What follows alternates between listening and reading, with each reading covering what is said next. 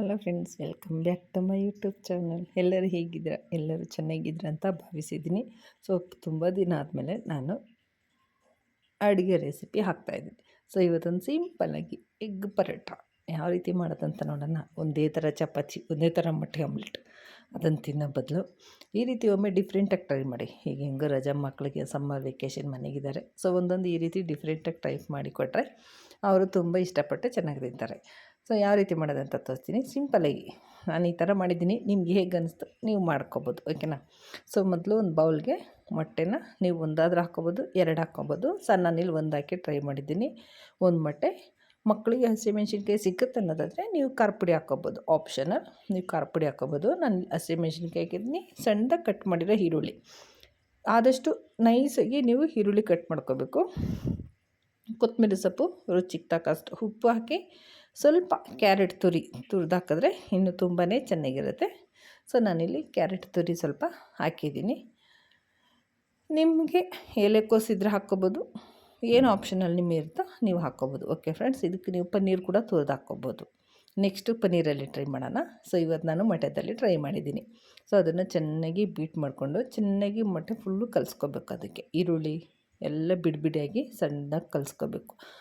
ಅದು ಕಲ್ದಾದ್ಮೇಲೆ ಸ್ವಲ್ಪ ಹೊತ್ತು ಅದನ್ನ ಸೈಡಾಗಿ ಇಟ್ಬಿಡೋಣ. ಅದು ಕೆಲಸ ಮುಗೀತು, ಓಕೆನಾ. ಈಗ ನೆಕ್ಸ್ಟು ನಮ್ಮ ಮನೆಗೆ ಎಲ್ಲರ ಮನೆಗೂ ಚಪಾತಿ ಮಾಡ್ತೀವಿ. ಚಪಾತಿ ಹಸಿಟ್ಟು ಕಲಸಿರ್ತೀವಲ್ವ, ಆ ಚಪಾತಿನ ಸ್ವಲ್ಪ ನಮಗೆ ಎಷ್ಟು ಮೀಡಿಯಮ್ ಬೇಕೋ ಅಷ್ಟು ಉಂಡೆನ ನೀವು ತಗೊಂಡು ಲೇಯರ್ ಬೈ ಲೇಯರ್, ಅಂದರೆ 1 ಬೈ 1 ಅಲ್ಲ. ಸೊ ನಾನಿಲ್ಲಿ ಯಾವ ರೀತಿ ಮಾಡ್ತಾಯಿದ್ದೀನೋ ನೀವು ಅದೇ ರೀತಿ ಮಾಡ್ಕೋಬೇಕು. ಇಲ್ಲ ನಿಮಗೆ ಯಾವುದು ಲೇಯರ್ ನಿಮ್ಗೆ ಈಸಿ ಅನಿಸುತ್ತೋ ನೀವು ಆ ಲೇಯರ್ ಮಾಡ್ಕೊಬೋದು. ನಾನು ಫಸ್ಟ್ ಒಂದು ಸರ್ತಿ ಉಜ್ಜಿ ಅದ್ರ ಮೇಲೆ ಮತ್ತೆ ಆಯಿಲ್ ಹಾಕಿ ಮತ್ತೆ ಫೋಲ್ಡ್ ಮಾಡಿ ಮತ್ತೆ ಆಯಿಲ್ ಹಾಕಿ ಮಾಡಿದ್ದೀನಿ. ಸೊ ಆ ಥರ ಮಾಡಿದ್ರೆ ಅದು ನಮಗೆ ಲೇಯರ್ ಬರುತ್ತೆ. ಚಪಾತಿ ಉಬ್ಬಿದಾಗ ನಾವು ಅದನ್ನು ಓಪನ್ ಮಾಡೋಕ್ಕೂ ಈಸಿ ಆಗುತ್ತೆ ಫ್ರೆಂಡ್ಸ್. ನೋಡಿ, ಈ ಥರ ಲೇಯರ್ ಬೈ ಲೇಯರ್ ನಿಮ್ಗೆ ಯಾವ ರೀತಿ, ಇಲ್ಲ ರೌಂಡ್ ಆದರೂ ಆಗ್ಬೋದು, ಇಲ್ಲ ಸ್ಕ್ವೇರ್ ಆದರೂ ಆಗ್ಬೋದು. ನಿಮ್ಗೆ ಯಾವ ರೀತಿ ಅನುಕೂಲ, ನಿಮ್ಗೆ ಯಾವುದು ಕಂಫರ್ಟ್, ನಿಮ್ಗೆ ಯಾವ್ದು ಬರುತ್ತೋ ಸೊ ಅದನ್ನು ನೀವು ಮಾಡ್ಕೊಬೋದು. ಬಟ್ ನಮಗೇನು ಬೇಕು, ಲೇಯರ್ ಬೇಕು. ಆ ರೀತಿ ಚಪಾತಿನ ನೋಡು, ಮತ್ತೆ ಇನ್ನೊಂದು ಸರ್ತಿ ನಾನು ಎಣ್ಣೆ ಹಾಕಿ ಮತ್ತೆ ಫೋಲ್ಡ್ ಮಾಡಿದ್ದೀನಿ. ಮತ್ತೆ ಫೋಲ್ಡ್ ಮಾಡಿ ನಾವು ಚಪಾತಿನ ಲಟ್ಟಿಸ್ಕೋಬೇಕು. ನಾರ್ಮಲಾಗಿ ಮನೆಗೆ ಎಲ್ಲರೂ ಚಪಾತಿ ಲಟ್ಟಿಸ್ತಾರೆ, ಅದೇನು ದೊಡ್ಡ ವಿಷಯನೇ ಅಲ್ಲ ಫ್ರೆಂಡ್ಸ್. ಬಟ್ ನಮಗೆ ಈ ಮೊಟ್ಟೆ ನಾವು ಅದರೊಳಗಡೆ ಸ್ಟಫಿಂಗ್ ಮಾಡಬೇಕಂದ್ರೆ ನಮಗೆ ಲೇಯರ್ ಬೇಕು, ಅದೇ ಮುಖ್ಯ ಇಲ್ಲಿ ಇಂಪಾರ್ಟೆಂಟ್, ಓಕೆನಾ. ಸೊ ನೋಡಿ, ಇಷ್ಟು ಫುಲ್ಲು ಆದಮೇಲೆ ಕಾದಿರೋ ಹಂಚ ಮೇಲೆ ನಾವು ಲೇಯರಾಗಿ ಸುಟ್ಕೋಬೇಕು. ಅಂದರೆ ಬಿಡಿಯಾಗಿ ಏನು ಸುಡೋದು ಬೇಕಾಗಿಲ್ಲ. ನಾರ್ಮಲಾಗಿ ಚಪಾತಿ ಯಾವ ರೀತಿ ನಾವು ಸುಡ್ತೀವೋ ಅದೇ ರೀತಿ ಸುಟ್ಟರೆ ಸಾಕು. ಸುಡೋವಾಗ ಅದು ಮೇಲೆ ಉಬ್ಬಿ ಬರುತ್ತಲ್ವ, ಸೊ ಆವಾಗ ನಾವು ಮೇಲೆ ತೆಳು ಚಾಕು, ಇಲ್ಲ ನಮ್ಗೆ ಅದು ಹಾಗೆ ಓಪನ್ ಆದರೂ ಪರವಾಗಿಲ್ಲ, ಇಲ್ಲ ನಾವು ತೆಳು ಚಾಕು ಇಟ್ಕೊಂಡು ಆ ಲೇಯರ್ನ ಓಪನ್ ಮಾಡ್ಕೋಬೇಕು. ಚಾಕು ಇಲ್ಲ ರೊಟ್ಟಿ ಎತ್ತೋದಿರುತ್ತಲ್ಲ, ಸೊ ಅದನ್ನು ಹಾಕಿ ನಾವು ಲೇಯರ್ನ ಓಪನ್ ಮಾಡ್ಕೋಬೇಕು.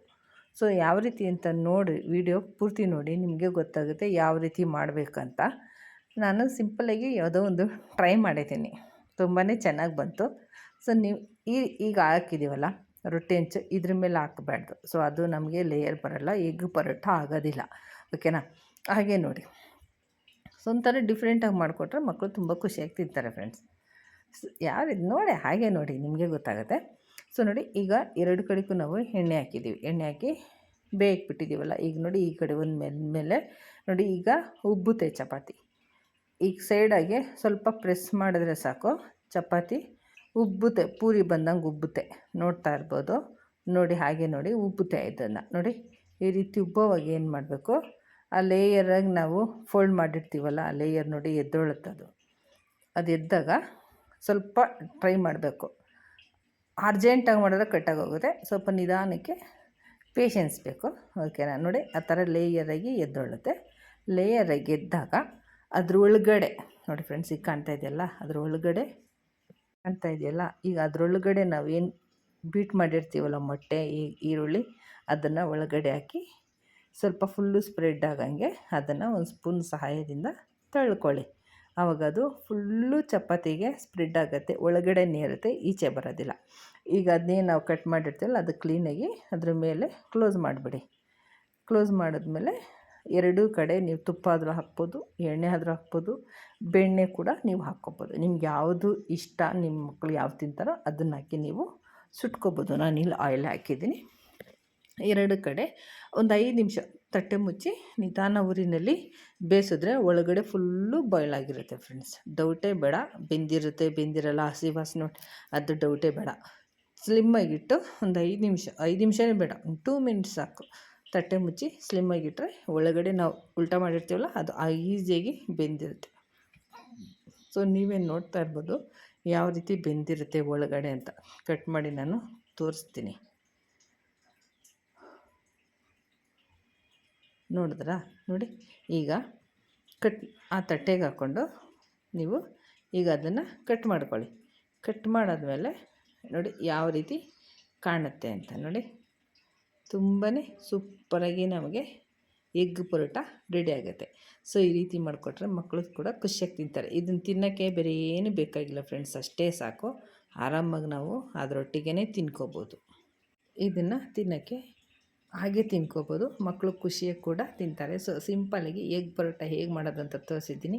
ವಿಡಿಯೋ ಹೇಗೆ ಅನಿಸ್ತು ಅಂತ ದಯವಿಟ್ಟು ಲೈಕ್ ಮಾಡಿ, ಕಮೆಂಟ್ ಮಾಡಿ, ಹಾಗೆ ಇಷ್ಟ ಆದರೆ ಶೇರ್ ಮಾಡಿ ಫ್ರೆಂಡ್ಸ್.